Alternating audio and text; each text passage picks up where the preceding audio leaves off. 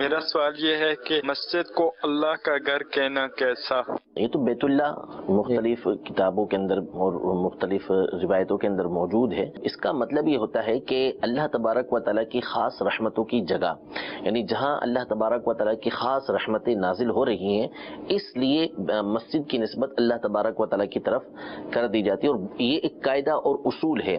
کہ جب کسی کی اہمیت کو بیان کرنا ہو، کسی کی فضیلت کو بیان کرنا ہو، تو ایک بڑی شخصیت کی طرف، بڑی ذات کی طرف اس کی نسبت کر دی جاتی ہے کہ یہ فلاں کا گھر ہے، یہ فلاں کا بندہ ہے، یہ فلاں کی چیز ہے۔ تو اب وہ چیز عام سی ہے، گھر ایک عام گھر ہے، لیکن ایک عالم دین کی طرف، ایک مفتی کی طرف اس کی نسبت کی جاتی ہے، ایک نیک شخص کی طرف نسبت کی جاتی ہے کہ فلاں کا گھر ہے، تو اب اس گھر کی اہمیت ہو جاتی ہے۔ تو کسی بھی چیز کی طرف جب نسبت کی جاتی ہے تو اس کی اہمیت بڑھ جاتی ہے۔ جیسے قرآن میں حضرت صالح علیہ السلام کی اونٹنی کو اللہ نے اپنی ناقہ فرمایا، ناقۃ اللہ، اللہ کی ناقہ، اللہ کی اونٹنی۔ تو حالانکہ اونٹنیاں ساری اللہ کی ہیں، لیکن چونکہ وہ بطور معجزہ ظاہر ہوئی تھی، اس کی ایک اہمیت تھی، فضیلت تھی، تو اس لیے اللہ تبارک و تعالیٰ نے اس کی نسبت اپنی طرف کی ہے۔ تو للہ ملک السماوات والارض، بے شک للہ ما فی السماوات وما فی الارض، اللہ تبارک و تعالیٰ ہی کے لیے زمین و آسمان میں جو کچھ ہے وہ اسی کا ہے، سب کچھ اس کا ہے۔ لیکن چونکہ یہاں پہ خاص اللہ تبارک و تعالیٰ کی رحمتیں نازل ہوتی ہیں، تو اس لیے مسجد کی نسبت اللہ تبارک و تعالیٰ کی طرف کی جاتی ہے کہ یہ بیت اللہ ہے، اللہ کا گھر ہے۔ لیکن یہ یاد رہے کہ جو معنی ہم نے بیان کیا یہی اس کا معنی ہے، ورنہ اللہ تبارک و تعالیٰ یہ مکان سے پاک ہے۔ یعنی اللہ تبارک و تعالیٰ مسجد کے اندر آئے یہ نہیں، مسجد کے اندر سمائے یہ نہیں، اللہ تعالیٰ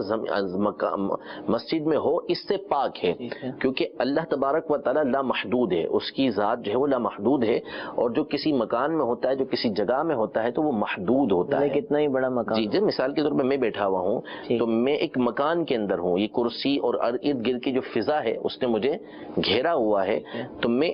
محدود ہوں، یہ چیزیں مجھ سے بڑھ کر ہیں، اور اللہ تبارک و تعالیٰ سے بڑھ کر کوئی نہیں، اس کی علم و قدرت نے ہر چیز کو گھیرا ہوا ہے۔ اللہ تبارک و تعالیٰ کسی مکان میں نہیں ہے۔ کہاں اس کے بارے میں ہمیں سوچنے سے بھی منع کیا گیا کہ لا تتفکروا فی اللہ، اللہ تبارک و تعالیٰ کی ذات میں غور و فکر نہ کرو، فتہلکوا، اگر غور و فکر کرو گے تو تم ہلاک ہو جاؤ گے، کیونکہ انسان کی سوچ ہی اس تک نہیں پہنچ سکتی۔ لا تدرکہ الابصار، ہماری عقلیں جو ہے وہ اللہ تبارک و تعالیٰ کا ادراک نہیں کر سکتی۔ تفکروا فی خلق اللہ، اللہ کی مخلوق کے اندر غور و فکر کرو، خود بخود اللہ تبارک و تعالیٰ کی معرفت تمہیں حاصل ہوگی کہ جس نے اتنی بڑی کائنات بنائی، سورج، چاند، ستارے، زمین، اتنی بڑی بڑی مخلوقات بنائی، تو وہ خود کتنا طاقتور ہوگا، کتنا عظیم ہوگا۔ ان چیزوں پر غور و فکر جب کیا جائے گا تو اللہ تبارک و تعالیٰ کی معرفت حاصل ہوگی۔ اللہ کی ذات کے اندر ہمیں غور و فکر کی اجازت یہ نہیں ہے۔ اب جو اللہ تبارک و تعالیٰ کے بارے میں ہمارا عقیدہ ہے وہ یہی ہے کہ اللہ تبارک و تعالیٰ مکان سے پاک ہے، مسجد اللہ کا گھر ہے، اس معنی میں کہ یہاں اللہ کی رحمتیں زیادہ نازل ہوتی ہیں، یہاں اللہ تبارک و تعالیٰ سے جو دعا کی جاتی ہے اللہ تبارک و تعالیٰ دعائیں قبول فرماتا ہے، اور فضیلتیں اس کی جو بیان ہوئی ہیں اس وجہ سے بیت اللہ ان کو کہا جاتا ہے۔